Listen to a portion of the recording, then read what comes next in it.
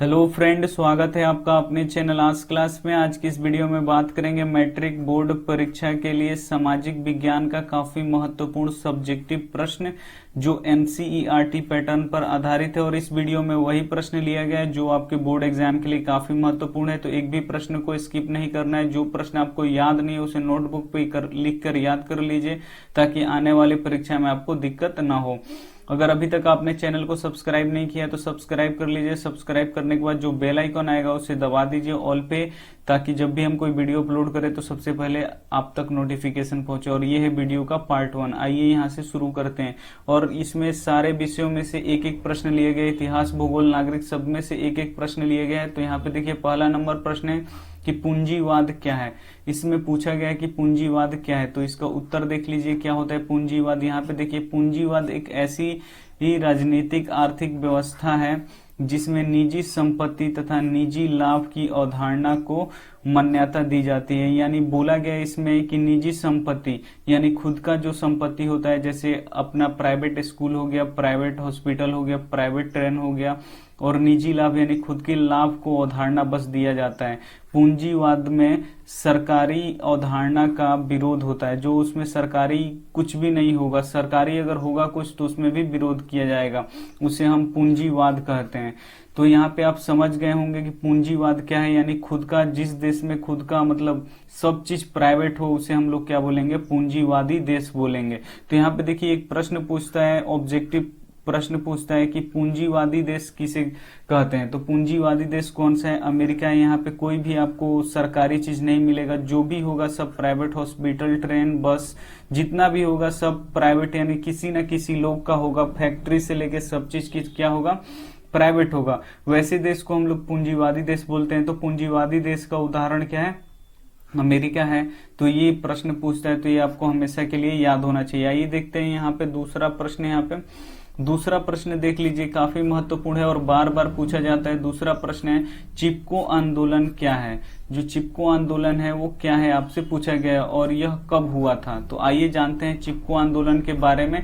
तो यहाँ पे देखिए चिपको आंदोलन की शुरुआत 1970 के दशक के आरंभ में उत्तराखंड के गढ़वाल जिले से शुरू हुआ था। तो बार बार पूछता है कि चिपको आंदोलन की शुरुआत कब हुआ था, तो 1970 में। पहला ऑब्जेक्टिव प्रश्न यही आता है कि चिपको आंदोलन का शुरुआत कब हुआ था, तो 1970 में। और दूसरा प्रश्न आता है ऑब्जेक्टिव कि चिपको आंदोलन किस राज्य से शुरू हुआ, तो किस राज्य से शुरू हुआ था, तो उत्तराखंड से। और एक तीसरा भी प्रश्न आता है कि एग्जैक्ट पूछ लेता है कि चिपको आंदोलन कहाँ पे हुआ था, तो कहाँ पे हुआ था, गढ़वाल जिले में। तो ये भी पूछता है कि चिपको आंदोलन कहाँ पे हुआ था, तो गढ़वाल जिले में। तो ये तीन महत्वपूर्ण ऑब्जेक्टिव प्रश्न यहाँ से बनते हैं। तो यहाँ से पूछा गया कि चिपको आंदोलन क्या है। तो चिपको आंदोलन की शुरुआत 1970 के दशक के आरंभ में उत्तराखंड के गढ़वाल जिले से शुरू हुआ था। यह एक पर्यावरण रक्षक आंदोलन है। जो चिपको आंदोलन है वो पर्यावरण की रक्षा करने वाला एक आंदोलन है। इस आंदोलन में पेड़ों को काटने से बचाने के लिए ग्रामीण लोगों ने पेड़ों से चिपककर आंदोलन किया और पेड़ों को काटने से बचाया। और इस आंदोलन में जो पेड़ पौधे थे, हरे पेड़ पौधे, उनको काटने से मना किया लोग। और कैसे मना किया, तो पेड़ से चिपक कर आंदोलन किया और पेड़ को नहीं काटने दिया। तो इसीलिए जो पेड़ से चिपक कर आंदोलन किया, इसीलिए हम इसे क्या बोलते हैं, चिपको आंदोलन, जिसे हम चिपको आंदोलन कहते हैं। तो आपको अब ये समझ में आ गया होगा। तो यहाँ पे देखिए एक प्रश्न आता है यहाँ पे कि चिपको आंदोलन के पिता या प्रणोत किसे बोलते हैं, तो सुंदरलाल बहुगुणा को माना जाता है। जो चिपको आंदोलन के पिता कहिए या प्रणोता कहिए, किसे माना जाता है, तो सुंदरलाल बहुगुणा को माना जाता है। तो चिपको आंदोलन से 3-4 ऑब्जेक्टिव प्रश्न आता है। सबसे पहले चिपको आंदोलन का यहाँ पे शुरुआत कब हुआ था, तो 1970 ईस्वी में। और किस राज्य से हुआ था, तो उत्तराखंड से। और इसमें भी एग्जैक्ट पूछ लेता है कि कहाँ से शुरू हुआ, तो गढ़वाल जिले से।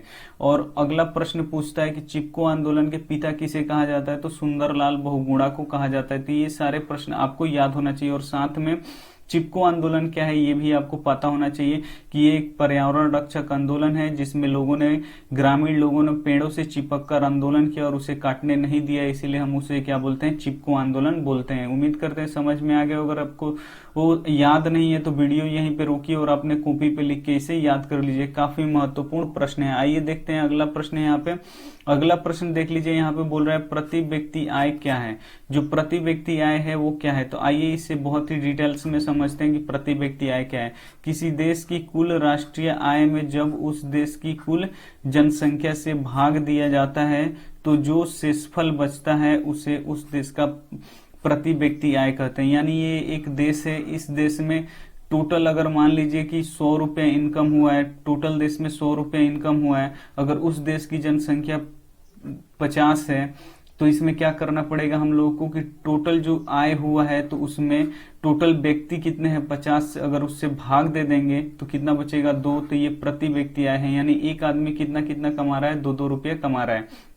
तो यहाँ पे देखिए पूछा गया कि प्रति व्यक्ति आय क्या है, तो प्रति व्यक्ति आय क्या होता है, किसी देश की कुल राष्ट्रीय आय में जब उस देश की कुल जनसंख्या से भाग दिया जाता है तो जो शेषफल बचता है उसे प्रति व्यक्ति आय कहते हैं। काफी महत्वपूर्ण प्रश्न है, इसे अब भी आप लोग लिखकर याद कर लीजिए और ऑब्जेक्टिव प्रश्न भी हम लोग साथ में इससे जो बनेगा उससे देखते चलेंगे। यहाँ पे देखिए प्रति व्यक्ति आय जिस देश का अधिक होगा वह देश उतना ही विकसित होगा।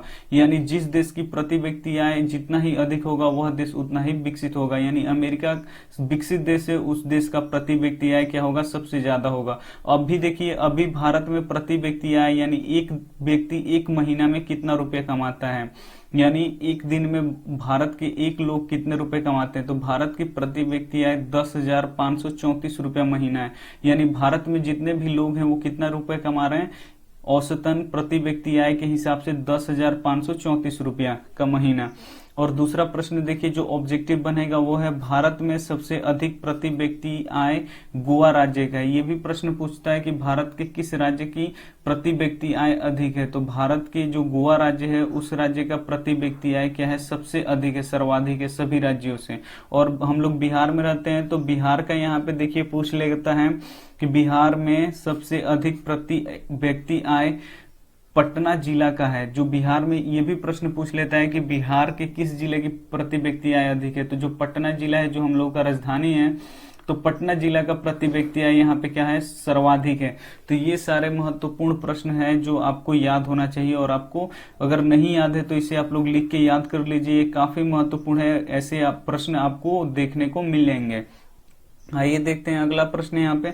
अगला प्रश्न यहाँ पे देखिए शुष्क कृषि और आर्द्र कृषि में अंतर लिखें।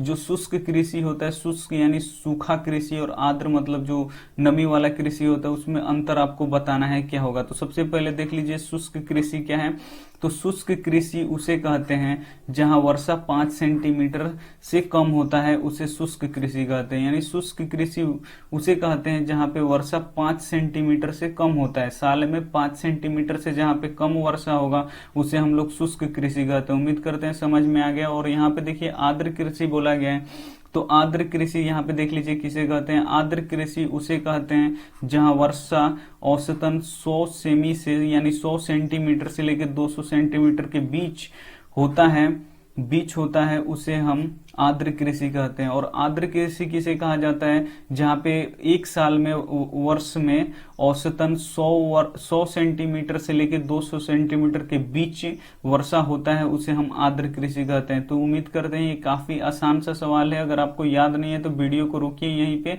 और आप लोग इसे लिख के याद कर लीजिए, काफी महत्वपूर्ण है परीक्षा की दृष्टि से। अगर आपने अभी तक वीडियो लाइक नहीं किया है तो लाइक कर दीजिए, चैनल को अभी तक सब्सक्राइब नहीं किया है तो सब्सक्राइब कर दीजिए और एक भी प्रश्न को मत छोड़िए, हम जो बताएंगे। आइए यहाँ पे देखते हैं अगला प्रश्न। अगला प्रश्न है आपदा क्या है और ये कितने होते हैं।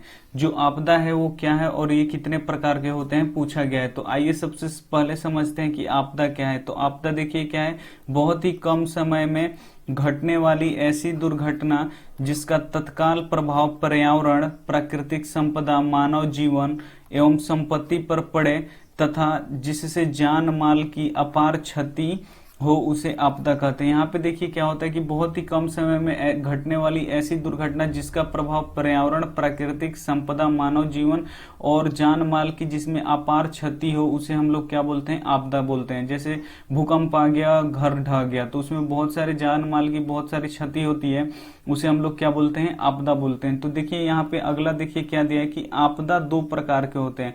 तो आपदा 2 प्रकार के होते हैं, तो कौन कौन होते हैं, तो प्राकृतिक आपदा और क्या होते हैं, मानव निर्मित आपदा। तो यहाँ पे देखिए पूछता है कि प्राकृतिक आपदा क्या है। तो प्राकृतिक आपदा किसे कहते हैं हम लोग, जो प्राकृतिक के द्वारा घटता है उसे हम लोग प्राकृतिक आपदा बोलते हैं, और जो मानव के द्वारा घटता है उसे हम लोग मानव निर्मित आपदा कहते हैं। तो यहाँ पे देखिए प्राकृतिक आपदा का उदाहरण क्या होता है, तो प्राकृतिक आपदा का उदाहरण होता है भूकंप हो गया आपका, यहाँ पे सुनामी आ गया, बाढ़ आ गया, ये सब क्या है प्राकृतिक आपदा। मानव निर्मित आपदा क्या है, जैसे आतंकवाद हो गया, यहाँ पे बम विस्फोट हो गया, ये सब क्या है, ये मानव निर्मित आपदा हो गया।